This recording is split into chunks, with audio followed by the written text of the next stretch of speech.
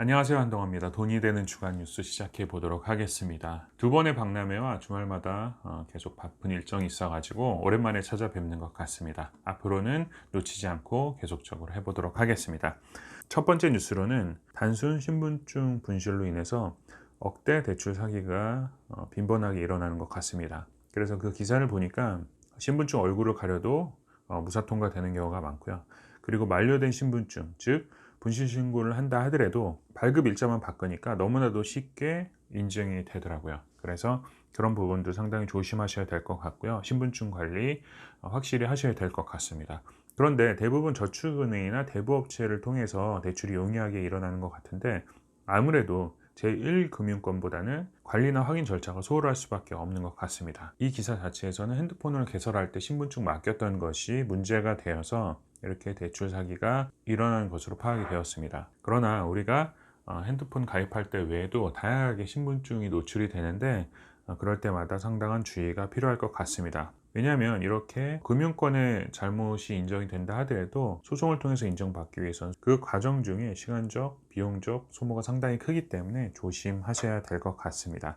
그리고 두 번째로는 슈퍼카 타고 20억 벌었다. 유튜브를 통해서 많이 광고를 했는데 그 가짜 영상으로 해서 500억 사기가 일어났습니다. 이것은 제가 예전에도 많이 얘기를 했었는데 이러한 사기는 너무나도 빈번합니다. 돈을 벌었다. 어떠한 비트코인이나 이런 걸 통해서 수익률이 대박이 났다. 차 자랑하고 집 자랑하고 어떤 물품들 자랑하고 이런 경우가 상당히 많은데 그 사기의 규모가 무려 551억 정도라는 어마어마한 사기가 된다고 합니다. 그런데 제가 여기서 한 가지 말씀드리고 싶은 것은 사기인 줄도 모르고 지인에게 넘어가는 경우가 상당히 많습니다. 제가 주변에 얘기를 들어보면 뭐 친구가 어디 투자하라고 해서 아니면 마치 선물 옵션인 것처럼 옵션 투자나 주식 거래인 것처럼 얘기를 해서 뭐 2천만 원 잃었다, 3천만 원 잃었다. 근데 그 친구는 투자를 정말로 제대로 해서 뭐 좋은 아파트 살더라, 좋은 차 몰더라. 그 친구는 투자를 잘해서 돈을 번 것이고 나는 투자를 잘못해서 돈을 몇 천만 원 잃은 것으로 아직도 생각하고 계신 분들이 많은데 제가 얼핏 듣기에도 그 상품의 구조를 보면 그런 상품은 존재할 수가 없고요.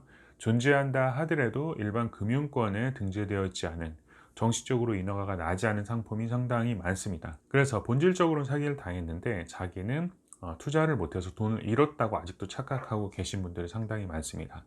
지인 중에 투자를 통해서 수백억 수십억을 벌어서 좋은 차를 타고 다니고 좋은 집에 살고 있다라고 얘기하고 투자를 권유하시는 분들도 제 경험상으로 보면 대부분 8, 90%는 다 사기입니다.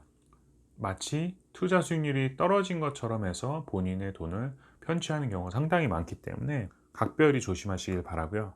특히 이런 기사도 났어요. 값 올릴까? 그 코인 대표의 어떤 녹취록이 입수가 됐는데 마치 시세를 마음대로 조정할 수 있는 것처럼 담긴 녹취록입니다. 이 얘기는 뭐 정확하게 진위 여부는 밝혀지진 않았지만 어떤 온라인상에서 거래되는 각종 코인들은 시세 조정이 가능할 수도 있다는 것을 염두에 두시고 그런 신종 사기를 각별히 조심하시길 바랍니다. 그에 더불어 제목이 여기서 빠졌네요. 분양 사기도 비슷한 유형이 있습니다. 1,000만 원을 빌려주면 200만 원의 이자를 준다고 얘기를 해서 편취한 경우가 있습니다. 이 기사 내용을 간단하게 정리를 해주자면 한 공인중개사가 전화가 와가지고 자기 지인 중에 분양권이 있는데 이것을 팔면 상당한 수익이 나기 때문에 1,000만 원만 빌려주면 이자를 200만 원 주겠다. 그래서 일주일 뒤에 이분은 아마 2천만 원을 빌려줘서 2,400만 원을 이자를 받게 됩니다.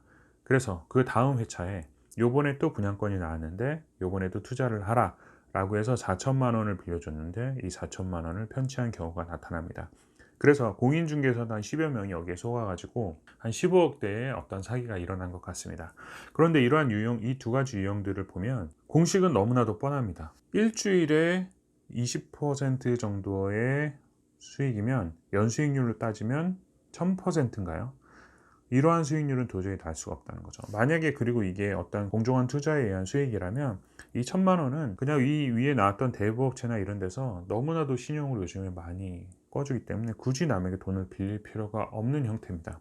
그렇기 때문에 상상 이상의 고수익은 대부분 사기로 이어진다고 보시면 너무나도 맞을 것 같습니다. 특히 이 돈으로 15억의 자금을 편취한 사람은 또 어떤 코인에 투자를 해서 전액 날렸다고 합니다.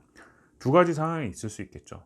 코인에 투자를 해서 마치 그 범죄 수익을 감추려고 하는 형태가 될 수도 있고 진짜로 코인에 투자를 해서 돈을 날릴 수도 있는데, 그러면 결국은 이러한 오프라인 상에서 이러한 사기들도 결국은 이 온라인 상의 사기로 자금이 다 빨려 들어가는, 그래서 이분은 15억 사기를 쳤지만 이 코인 투자나 투자 사기는 500억 사기가 돼버리는, 이러한 물고 물리는 관계가 요즘에 너무나도 행해한 것 같습니다. 그래서 이러한 부분들은 조심하실 필요가 있고, 또 여기에 아무 관련 없어 보이지만 연관된 기사를 하나 보여드리겠습니다. 치솟는 금리에 영끌적은 난감. 그런데 내년은 더 심각하다는 얘기겠죠. 이 기사의 내용을 간단하게 간추려 보자면, 5억짜리 아파트 3억 대출 받아서, 그러면 뭐 한 4% 정도 대출 이자를 생각하면 이자만 봤을 때 연간 1200만 원 정도 될 테니까, 원리금 같이 갚으면 뭐 한 달에 200에서 300 사이의 돈을 내시는 분들은 금리가 올라가고 대출 이자가 올라가게 되면 정말 맞벌이 부부다. 그러면 두 사람 중에 한 사람의 소득은 온전히 다 은행에 원리금을 상환해야 되는 그러한 경우가 되게 될 것이고, 그래서 금리가 오르면 문제가 심각해진다.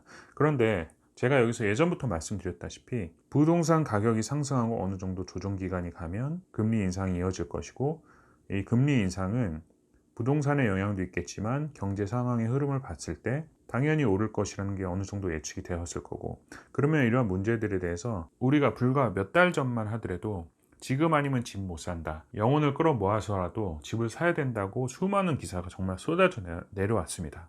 그리고 많은 전문가들도 지금 아니면 집 못 산다, 집 사라, 그러한 기사가 정말 몇 달 뒤에 너무나도 무색하게 이러한 기사가 뜨는 겁니다. 금리 인상이나 이런 것들은 아마 누구나 다 예측을 했을 것입니다. 그러면 이러한 부분들에 대해서 예측을 하고 선택권은 오롯이 투자자 혹은 소비자에게 맡겼어야 되는데, 불과 몇 달 전만 하더라도 집을 사지 않으면 큰일 나고 평생 동안 따라잡을 수 없는 빈부의 격차가 날 것처럼 얘기를 하다가, 불과 몇 달 뒤에 너무나도 당연하게 이런 기사가 난다는 것은 우리가 그만큼 기사라는 것을 제대로 필터링해서 들어야 된다는 것을 말씀드리고 싶은 겁니다.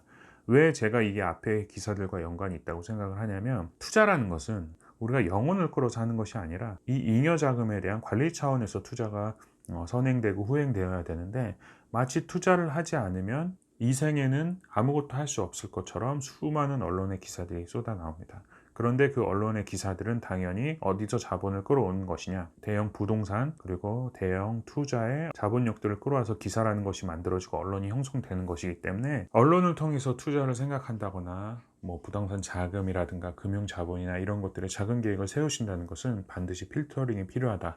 그래서 이 세 가지 기사를 연관시켜서 보시는 방법들이 상당히 중요하다는 생각이 듭니다. 그리고 마지막 기사로 입출금 통장인 줄 알고 가입을 했더니 보험이라고, 이것은 아마 유니버셜 상품을 얘기하는 것 같습니다. 이 유니버셜이라는 용어 자체가 입출금이 가능한이라는 뜻이기 때문에 보험 상품임에도 불구하고 입출금이 가능하다, 즉 돈을 넣고 뺄 수 있다라고 해서 마치 통장인 것처럼 해서 가입하는 경우가 상당히 많은데, 그나마 과거에는 우리가 대면을 통해서 가입을 했기 때문에 책임 소재가 분명했는데, 요즘은 온라인 시장, 즉 페이스북이나 뭐 인스타나 이런 데 광고를 통해서 이런 보험 상품 가입이 가능한 시대가 되었기 때문에, 정확하게 읽어보지 않으면 내가 인증을 해서 가입을 했기 때문에 책임 소재가 다 나한테 있을 수밖에 없는 구조가 됩니다. 그래서 이런 유니버셜 상품은 예를 들어서 10년 만기 상품인데 5년만 내도 돼요 라고 하면, 이 나머지 5년 기간 동안은 내가 기존에 냈던 것에서 사업비가 차감이 되는 형태이기 때문에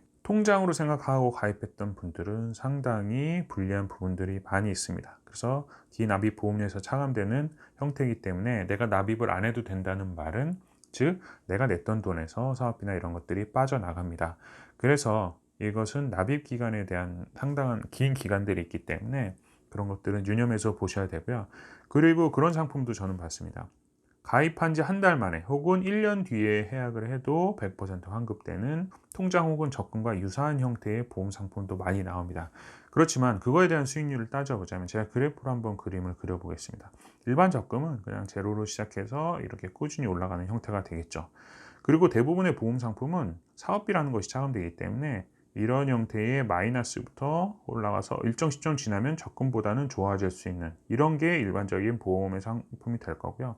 이렇게 1년 차부터 뭐 100% 환급이 된다, 언제 해약을 해도 100% 환급이 된다, 이런 상품 같은 경우는 라인으로 따지자면 굳이 이런 형태의 상품이 될 것입니다. 즉 환급은 손해나는 구간은 전혀 없긴 하지만 수익률에 있어서 상당히 좋지 않기 때문에 일반 적금보다 이것이 수익률이 좋을 것이냐, 아니면 일반 적금보다 수익률이 추월하는 구간이 뭐 20년 뒤가 될 수도 있고 뭐 15년 뒤가 될 수도 있고, 즉 어떤 투자 상품이나 이런 것으로서의 전혀 가치가 없게 되는 보험 상품이기 때문에 사망보험금이라든가 일정 부분의 보장 내역들은 들어가 있을 수 있겠죠. 그런 부분 좋을 수 있겠지만 저축으로 생각하는 작은 포트폴리오로서는 전혀 도움이 되지 않은 상품이 될 수도 있다라는 점 알고 계시면 좋을 것 같습니다. 그래서 요즘 온라인상에서 가입하는 부분들이 상당히 확대가 되고 그러한 시장이 커져가고 있기 때문에 소비자의 절대적인 주의가 필요합니다. 상품의 요소를 잘 알아두시길 바라고요.